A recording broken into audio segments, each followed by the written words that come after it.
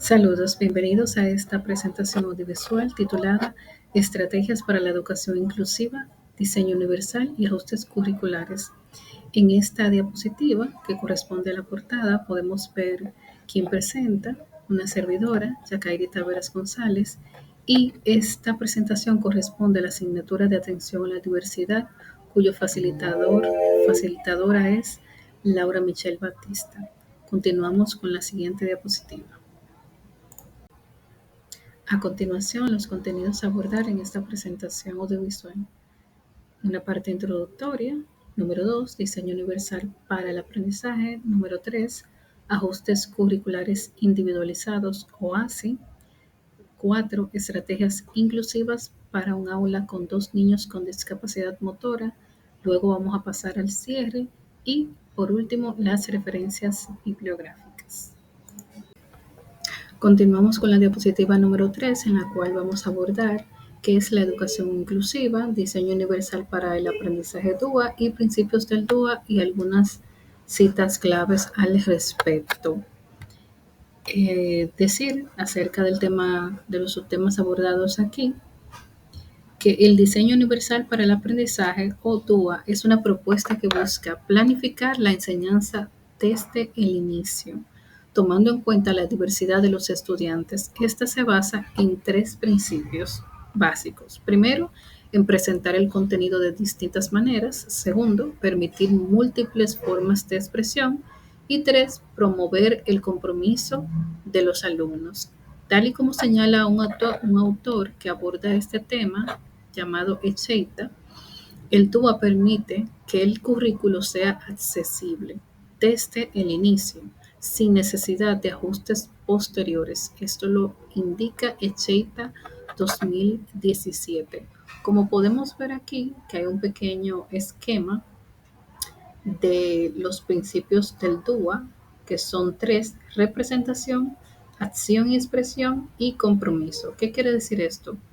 Que se deben crear redes afectivas, es decir, el porqué del aprendizaje. Debe haber una implicación para que los aprendices estén motivados y decididos, ¿verdad? Debe haber una parte que les esté estimulando el interés, que ellos tengan, que el alumno tenga motivación por el aprendizaje. Lo siguiente es que haya redes de reconocimiento, el qué del aprendizaje, es decir, aquí está la parte representativa. Para aprendices ingeniosos y conocedores, ¿verdad? Presentar información y contenido de diferentes maneras, porque cada alumno va a presentar diferentes estilos de aprendizaje, diferentes ritmos de aprendizaje. Y si nos vamos y nos remontamos a las teorías sobre la inteligencia, podemos ver que en el aula se pueden manifestar diferentes formas de aprendizaje. Hay niños que son más de aprendizaje kinestésico, hay niños de diferentes estilos, ¿verdad? Y debemos entonces llevar el aprendizaje de diferente manera, de manera creativa, de manera ingeniosa. Seguimos con el siguiente punto, redes estratégicas, es decir, el cómo del aprendizaje. Debe haber una acción, una expresión. Para los estudiantes estratégicos dirigidos a objetivos, diferenciar las formas en que pueden expresar lo que saben. Esto quiere decir que hay que dar opciones para que los estudiantes expresen lo que saben, sea de manera escrita, sea de manera oral, sea de manera gráfica. Y tal como dijimos ahorita en la parte sobre la representación, de que tenemos que presentar el contenido en diferentes formas, es porque hay niños que son visuales, hay niños que son auditivos, hay niños que son manipulativos, etcétera. Y la parte que tiene que ver con el compromiso es porque tiene que haber una implicación de parte de los estudiantes con distintas formas de participación, sea trabajo individual, sea trabajo colaborativo, proyectos, etcétera. Por ejemplo, en Fundación Mis Talentos señala que los niños con discapacidad motora pueden necesitar recursos tecnológicos como pantallas táctiles o software de dictado, pero también estrategias que respeten sus propios ritmos. Por eso pusimos unas citas claves ahí sobre Echeita 2017 y Muñoz 2019 que nos permiten ampliar más sobre este tema de los principios del DUA y cómo ponerlo en práctica, ¿verdad? Atendiendo a la diversidad. Continuamos con la diapositiva número 4, en la cual vamos a abordar qué son los ajustes curriculares individualizados o ASI. En esta parte vamos a introducir con el punto 3, ¿verdad? Los ajustes curriculares individualizados o ASI son modificaciones al currículo que responden a necesidades específicas de ciertos estudiantes, principalmente aquellos que tienen alguna condición de discapacidad. Existen, en este sentido, dos tipos: los no significativos, que modifican el acceso a los contenidos sin cambiar los objetivos, y los significativos, que sí implican cambios en lo que se enseña y en cómo se evalúa.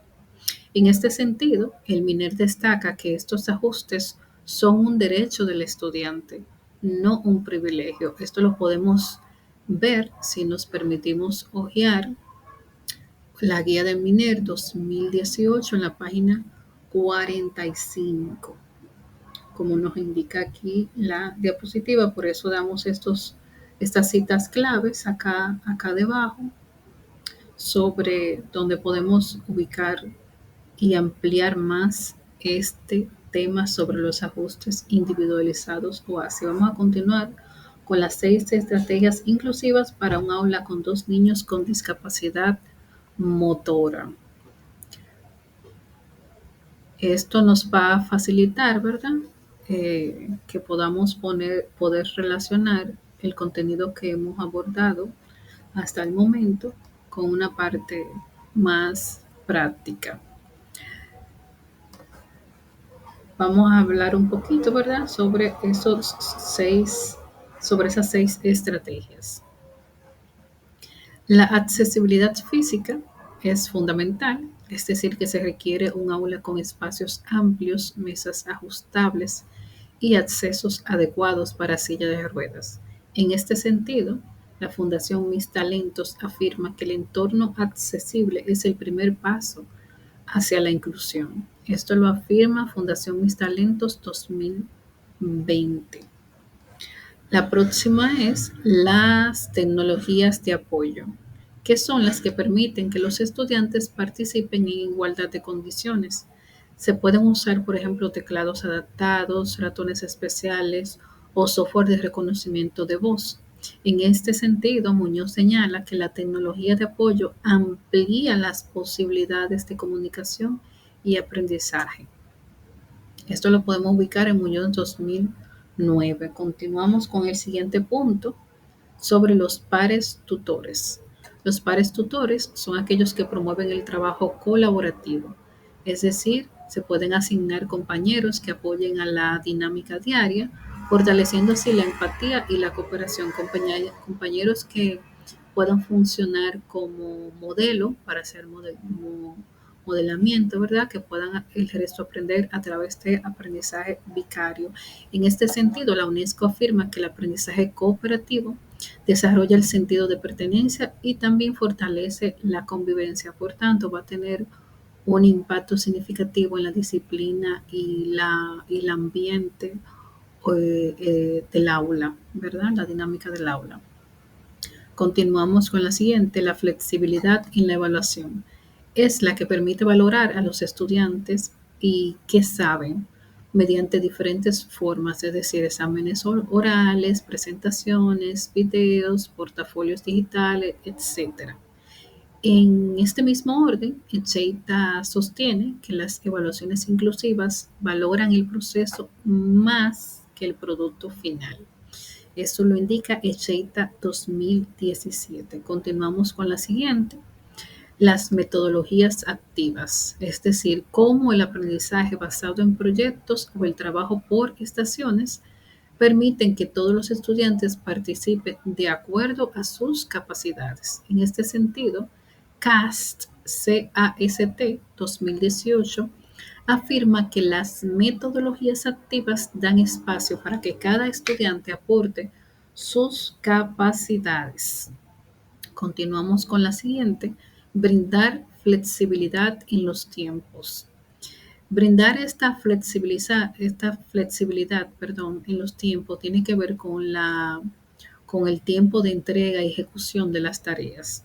Y dar esta flexibilidad, este espacio es clave. También es importante permitir pausas durante las clases o evaluaciones. A esta le llamamos pausa activa, ¿verdad? En este sentido, la Fundación Mis Talentos afirma que la flexibilidad temporal es clave para el éxito educativo de los estudiantes con discapacidad motora, porque así, durante el transcurso del proceso de enseñanza-aprendizaje, pues no se agotan, no se cansan, damos una pausa activa con alguna otra actividad que sea lúdica o que refuerce algún contenido aprendido, pero de una manera más divertida, más entretenida, o sea, como su palabra lo dice, lúdica. Pasamos ahora a la siguiente diapositiva. Llegamos a la parte final ya, llegamos al cierre y en este sentido decir que si hay una frase clave que nos podemos llevar de esta presentación audiovisual es que una escuela inclusiva es una escuela para todos. La educación inclusiva es un compromiso ético y social.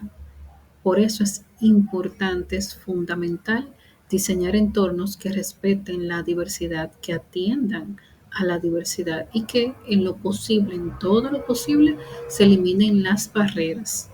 Y esta es una tarea de todos, es un llamado para todos. Y tal y como señala Echeita 2017, una escuela inclusiva no excluye, no integra, sino que adapta su propuesta educativa. Pasamos ya a la parte final, ¿verdad? Con las referencias bibliográficas que sustentan el contenido abordado hasta el momento.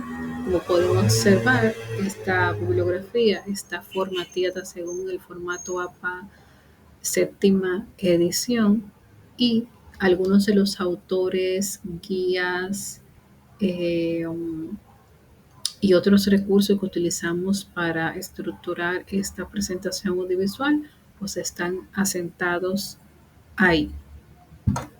Espero que haya sido una presentación según las expectativas. Hasta pronto.